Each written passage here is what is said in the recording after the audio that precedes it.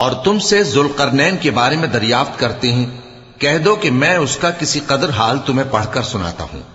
ہم نے اس کو زمین میں بڑا اقتدار دیا تھا اور ہر طرح کا سامان اس کو عطا کیا تھا، تو اس نے ایک سفر کا سامان کیا، یہاں تک کہ جب سورج کے غروب ہونے کی جگہ پہنچا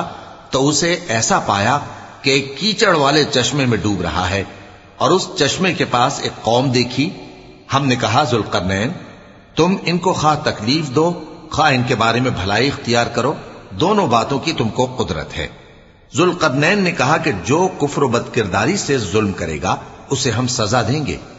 پھر وہ اپنے پروردگار کی طرف لوٹایا جائے گا تو وہ بھی اسے بڑا عذاب دے گا، اور جو ایمان لائے گا اور عمل نیک کرے گا اس کے لیے بہت اچھا بدلہ ہے، اور ہم اپنے معاملے میں اس سے نرم بات کہیں گے۔ پھر اس نے ایک اور سامان سفر کیا، یہاں تک کہ سورج کے طلوع ہونے کے مقام پر پہنچا تو دیکھا کہ وہ ایسے لوگوں پر طلوع ہوتا ہے جن کے لیے ہم نے دھوپ سے بچاؤ کی کوئی اوٹ نہیں بنائی تھی۔ حقیقت یوں ہی تھی، اور جو کچھ اس کے پاس تھا ہم کو سب کی خبر تھی۔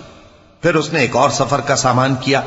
یہاں تک کہ دو اونچے سیدھے پہاڑوں کے درمیان پہنچا تو دیکھا کہ ان کے اس طرف کچھ لوگ ہیں کہ بات کو سمجھ نہیں سکتے۔ ان لوگوں نے کہا کہ اے ذوالقرنین، یاجوج اور ماجوج اس علاقے میں فساد کرتے رہتے ہیں،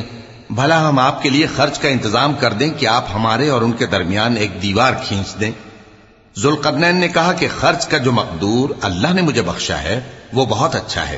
تم مجھے قوت بازو سے مدد دو، میں تمہارے اور ان کے درمیان ایک مضبوط رکاوٹ بنا دوں گا۔ تم لوہے کے بڑے بڑے تختے میرے پاس لاؤ۔ چنانچہ کام جاری کر دیا گیا، یہاں تک کہ جب اس نے دونوں پہاڑوں کے درمیان کا حصہ برابر کر دیا اور کہا کہ اب اسے دھوکو،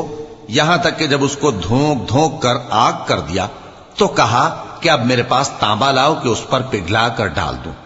پھر ان میں یہ قدرت نہ رہی کہ اس پر چڑھ سکیں، اور نہ یہ طاقت رہی کہ اس میں نقب لگا سکیں۔